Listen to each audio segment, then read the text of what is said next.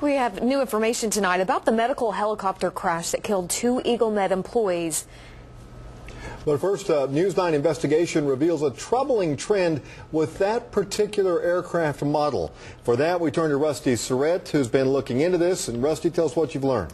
Well, we have been pouring through a number of documents, and we know this is not the first time an AS-350 medical helicopter has gone down. In fact, get this, it's happened 58 times in the last 5 years. Here's part of the vertical fin right there. This is a familiar scene for federal aviation investigators. On Thursday, an EagleMed helicopter crashed in this field near Okarche. 2 died, 1 survived.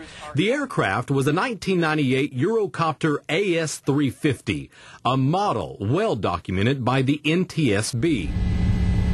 In 2008, in Phoenix, Arizona, the exact same model helicopter belonging to Air Evac crashed while responding to an accident scene. Another big story we're following tonight, the crash of a Mid-South-based medical helicopter. In Brownsville, Tennessee, this year, an AS-350 crashed.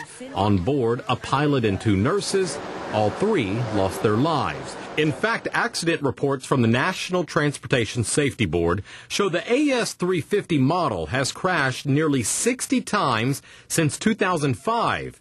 Most of the accidents are due to pilot error, but there are reports that do point to mechanical error as the cause of the crash. If it's something to do with an industry, then we try to correct what we can correct. The lead investigator of Thursday's accident in Kingfisher County says the NTSB works closely with the FAA to determine if there's a safety issue that needs to be addressed with certain aircraft models or the industry as a whole. If we start to identify a trend, then that's where we start issuing safety recommendations.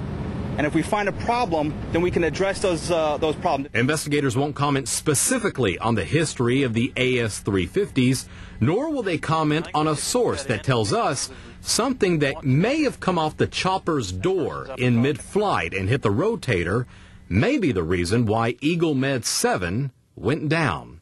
And we'd like to make this very clear. The AS-350s have a history of crashes, but that is not the case for EagleMed. In fact, in its 30-year history, that company has had only 2 accidents. Kelly? All right, Rusty, the NTSB is expected to release a preliminary report into EagleMed's crash sometime next week. First, they want to talk to the medic who survived.